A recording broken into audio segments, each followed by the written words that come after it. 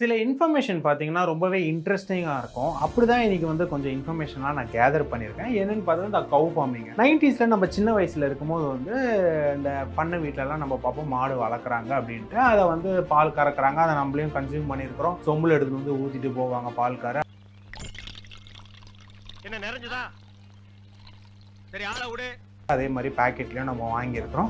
அதுவும் daily consumption, அதாவது நம்ம வந்து டீ காஃபி குடிக்கிறோம். ஏன் கோவிந்தா டீ ரொம்ப சூடா இருக்குல்ல கோவிந்தா? ஆமா கோவிந்தா. இல்லை பால் குடிப்போம், அந்த மாதிரிலாம் எல்லாருக்குமே தெரியும். ஆனால் இதை பற்றி கொஞ்சம் நம்ம கூகுளில் அப்படி ஆராயும் போது வந்து சில இன்ஃபர்மேஷன்லாம் வருது. அதை தான் நான் உங்ககிட்ட ஷேர் பண்ணணும்னு நினைக்கிறேன். So welcome to freedom farming Tamil. நான் தான் உங்கள் ஃபேபி.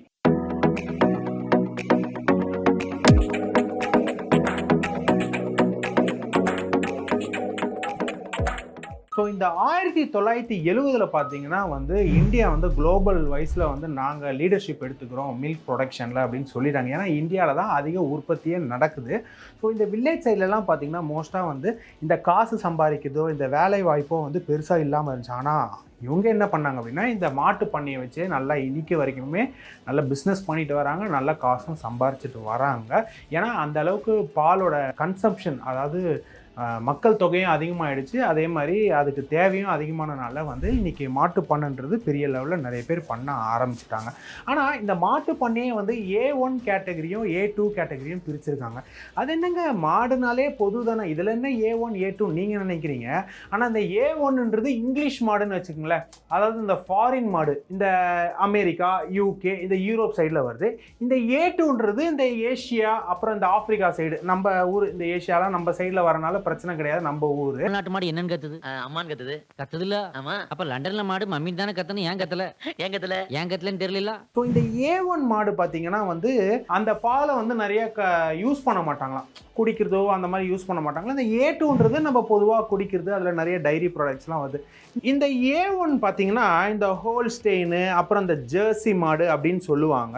இந்த A2ல பார்த்தீங்கன்னா கண்டிப்பாக நீங்கள் கேள்விப்பட்டிருப்பீங்க, இந்த கிர்ரு, ஷிவாலு, ரெட்டு, சிந்தி, ஹரியானா, கங்கேயன் மாடு, இந்த ரத்தி, இந்த மாதிரி நிறைய இருக்குது. இப்போது இந்த ஃபீடிங் சிஸ்டம் பார்த்தீங்க அப்படின்னா அந்த காலத்தில் கண்டிப்பாக கம்பேரிசன் பண்ணும்போது வந்து எனக்கு தெரிஞ்ச வரைக்கும் அப்போல்லாம் வந்து இந்த கொஞ்சம் மாடு அவுத்து விட்டோன்னா அப்படியே புல்லு மேயும் சாப்பிடுவாங்க. அதுவும் இல்லாமல் நம்ம வீட்டில் இருக்கிற பழைய இந்த வெஜிடபிள்ஸாக இருக்கட்டும், இல்லை அந்த அரிசி இல்லை அந்த தண்ணியில் மிக்ஸ் பண்ணி அப்படியே குழச்சி வச்சுருவாங்க, அது சாப்பிட்டுக்கும், அவ்வளோதான்.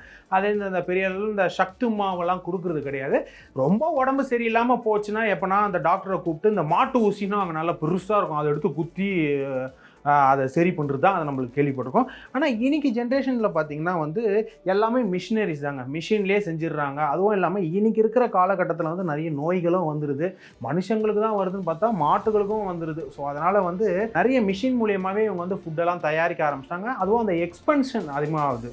அதாவது நம்ம முதலீடு வந்து இந்த சாப்பாடில் வந்து இந்த தானிய வகைகள், அதுக்கப்புறம் இதுக்கு மருந்து, அப்பப்போ இந்த நியூட்ரிஷன் சாப்பாடு, பொதுவாகவே பார்த்திங்கன்னா இந்த மஸ்டர்ட் ஆயில் கேக் கொடுப்பாங்க, ஆயில் கேக் கொடுப்பாங்க, இந்த தானிய வகைகள்லாம் சேர்த்து கொடுக்குறது வந்து இந்த எக்ஸ்ட்ரா ஃபிட்டிங்ஸ் இதெல்லாம். ஆனால் இன்னைக்கு வந்து நிறைய ஆர்டிஃபிஷியல் சாப்பாடாக தான் கொடுக்க வேண்டியது, கெமிக்கல் கறந்ததான் கொடுக்க வேண்டியதாக இருக்குது. இதை ஏன் பண்ணிட்டு வராங்கன்னு நம்மளுக்கே தெரியும். பால் உற்பத்தி அதிகமாக இருக்கிறதுக்கும் பண்ணிட்டு வராங்க, நம்மளுக்கு தெரியும். அதே மாதிரி இந்த மிஷினை யூஸ் பண்ணி பால் கறக்குறாங்க. அந்த காலத்தெல்லாம் வந்து பொதுவாகவே யாருன்னா நல்ல பால் கறக்கிறவரை கூட்டிட்டு வந்து கொஞ்சம் காசு கொடுத்து மாசத்துக்கு வச்சுப்பாங்க.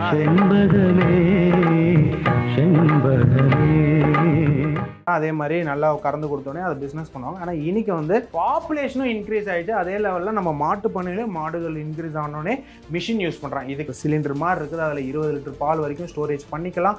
அட் அ டைமில் வந்து நீங்கள் பம்ப் பண்ணிக்கலாம். 3 மாடு இல்லை 2 மாடுலேருந்து கூட நீங்கள் பாலை கறந்துக்கலான்ட்டு. இப்போ இந்த டிஃப்ரென்ஷியேட் பார்க்கும்போது மிஷின் எப்படி நம்ம நம்புறது, மனுஷனை நம்பியே நம்ம பொழைச்சிக்கலாமே அப்படின்றது தான் இருக்குது. என்றைக்குமே பார்த்தீங்கன்னா ஹியூமன்ஸ் தான், அதாவது மிஷின்லாம் வந்து செகண்டரி தான். என்றைக்குமே மிஷின் வந்து கண்டிப்பாக ரிப்பேர் ஆகும்.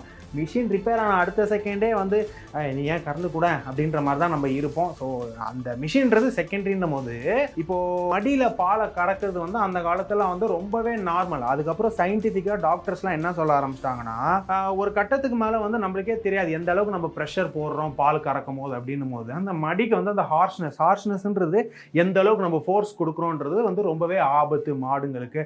அதனாலேயே வந்து நிறைய ப்ராப்ளம்லாம் வரும் அப்படின்றாங்க. இன்னொன்று வந்து ஹைஜீனிக்காக இருக்காது. இப்போ நம்ம யூஸ் பண்ணுறது கையை யூஸ் பண்ணி நம்ம பால் கறக்கும் போது வந்து பாக்டீரியா ஃபார்ம் ஆகலாம். அந்த பாக்டீரியானால அது பாலுக்கும் போய் சேரலாம். அதுக்கப்புறம் அந்த மடிங்களுக்கும் வந்து ரொம்பவே நல்லதில்லை. அது மாடுக்கு அப்படியே ஸ்ப்ரெட் ஆக வாய்ப்புகள் இருக்குது.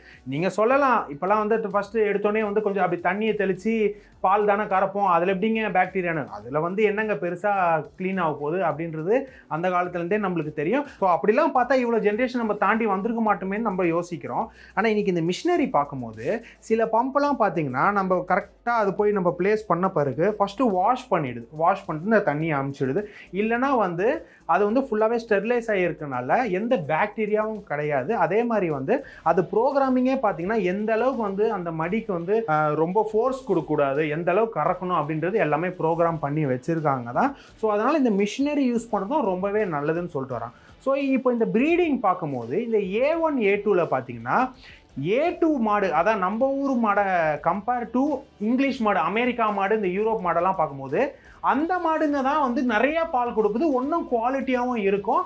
இன்னும் வந்து அதுங்களோட ஃபீடிங் சிஸ்டமே ரொம்ப கம்மி தான், செலவு ரொம்ப கம்மி. ஆனால் நம்ம ஊர் மாடுங்களுக்கு செலவு அதிகம், நல்லா பார்த்துக்கணும். அதே மாதிரி பால் வந்து ரொம்ப கம்மியாக தான் கொடுக்கும், குவாலிட்டியும் அந்த அளவுக்கு இருக்காதுன்னு சொல்கிறாங்க. நம்ம ஊர் மாடு A2ன்னு சொல்லும் போது வந்து ஒரு 10 to 15 லிட்டர் சொல்லலாம், இல்லை 20 லிட்டர் மேக்ஸிமம் சொல்லலாம் ஒரு நாளைக்கு ஒரு மாட்டுலேருந்து நம்ம கறக்கலான்ட்டு. ஆனால் அந்த இங்கிலீஷ் மாடெல்லாம் வந்து 30 to 35 லிட்டர் வரைக்கும் கலக்கலாங்க.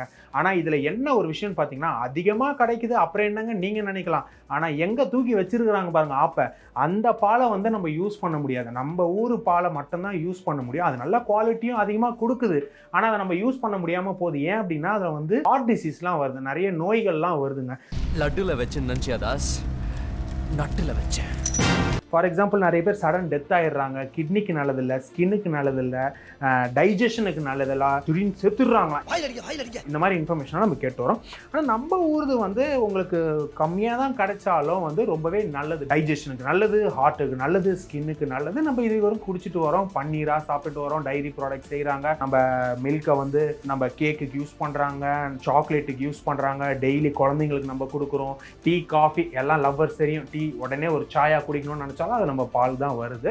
ஸோ நம்ம என்ன சொல்ல வரோம் அப்படின்னா வந்து இந்த A1 A2 வந்து மிக்ஸ் பண்ணுறாங்க. இப்போ அந்த ப்ரீடிங் சிஸ்டமே வந்து கிராஸ் ப்ரீட் மாதிரி, அதாவது இந்த மாடியும் சேர்த்து A1 A2 மாடுன்னே சொல்ல ஆரம்பிச்சிடுறாங்க. ஆனால் அதில் வர பாலை, அதாவது A1 மாடு வந்து அந்த அளவுக்கு நல்லது இல்லை பாலுன்றாங்க, A2 நல்லதுன்றாங்க. ஆனால் ரெண்டுத்தையும் சேர்த்துட்டு இன்னைக்கு என்ன சொல்கிறாங்கன்னா அந்த பால் ரொம்பவே நல்லது, குவாலிட்டியாகவும் இருக்குன்னு சொல்கிறாங்க. அவரே கொண்டு வைப்பாராம், அவரே எடுப்பாராம். நிறைய பேர் வலைத்தளத்துல என்ன சொல்றாங்கன்னா இல்லைங்க அது நல்லது கிடையாது, எப்படி ஒரு A1 A2 மிக்ஸ் பண்ணி வர பால் வந்து நல்லா இருக்கும், அது நல்லதே கிடையாது, எனக்கு தெரிஞ்ச வரைக்கும் எனக்குமே A2 மாடு தான் நல்லா இருக்கும் அப்படின்னு சொல்லிட்டு வராங்க. ஸோ இதை பத்தி நீங்க கமெண்ட்ஸ்ல என்ன சொல்லணும்னு நினைக்கிறீங்க, உங்க ஒப்பீனியன் என்னன்றதை நீங்களும் சொல்லலாம். ஸோ என்னோட கன்க்ளூஷன் என்ன, இந்த மாதிரி ஒரு சுச்சுவேஷன்ல வந்து இந்த இங்கிலீஷ் மாடை நம்ம தமிழ் மாடுன்னே வச்சுக்கோங்களேன். இந்த இங்கிலீஷ் மாடை வந்து எப்படி இருந்தாலும் கண்டிப்பா நாளைக்கு வந்து நம்மளோட மாடு எண்ணிக்கை கம்மியாயிட்டே வரும்போது கண்டிப்பா கொண்டு வந்து மிக்சிங் பண்ணி கண்டிப்பா கொடுப்பாங்க. அதனால வந்து நம்ம ஒரு மாட்டு பண்ணு வச்சிருக்கிறோம், நம்ம மாட்டு பண்ணு வச்சு 4 காசு சம்பாதிக்கணும்னு நினைக்கும் போது கரெக்டான மாடை வச்சு கரெக்டாக நம்ம பிஸ்னஸ் பண்ணிட்டு வந்தாலும் டெஃபினட்டாக வந்து காசு நம்ம நல்லா பார்ப்போம். A2 மாடு வந்து ரொம்பவே கம்மியாகிட்டு வருது. ஸோ அந்த ஜென்ரேஷனை வந்து நம்ம வளர்க்கணும். நெக்ஸ்ட் லெவலில் பெரிய மாட்டு பண்ணணும் 40 50 50 60 மாடுகளை வச்சு நீங்கள் பண்ணீங்கன்னா அப்படின்னா இந்த மிஷினரிஸ்லாம் நீங்கள் யூஸ் பண்ணிங்களா, அதுக்கு சப்சிடியும் கொடுத்துட்டு வராங்க. ஸோ இந்த A1 A2 மாடை பற்றி நீங்கள் என்ன சொல்கிறீங்க, இந்த கிராஸ் ப்ரீடிங் அதுக்கப்புறம் இந்த குவாலிட்டி ஆஃப் மில்க்கு இது எந்த அளவுக்கு நீங்கள் பாதிச்சிருக்கு, உங்களுக்கு அது அனுபவம் இருக்குதா, இல்லை நீங்கள் பெரிய லெவலில் மாட்டு பண்ண வச்சுட்டு இருக்கீங்க, நான்லாம் வந்து இந்த கிராஸ் ப்ரீடிங்கே கிடையாதுங்க, நல்லா பால் கொடுத்துட்டு வரேன், நல்லா சம்பாரிச்சிட்டு வரேன், ஏன் பண்ணைக்கு நீங்கள் வாங்க வந்து வீடியோ எடுத்துகிட்டு போங்க மக்களுக்கு சொல்லுங்கன்னு சொல்கிறீங்களா, நாங்கள் ரெடியாக இருக்கோம் வரதுக்கு. ஸோ இந்த வீடியோ வந்து கண்டிப்பாக ஒரு இன்ஃபர்மேட்டிவாக இருக்கும்னு நினைக்கிறேன். ஸோ தொடர்ந்து இந்த சேனலை பாருங்கள், கண்டிப்பாக வேறு இன்ஃபர்மேட்டிவான வீடியோ, ஒன்றும் இனோவேட்டிவான வீடியோவோட நான் வரேன், நிறைய இன்ஃபர்மேஷன் நம்ம பகிர்ந்துக்கலாம்.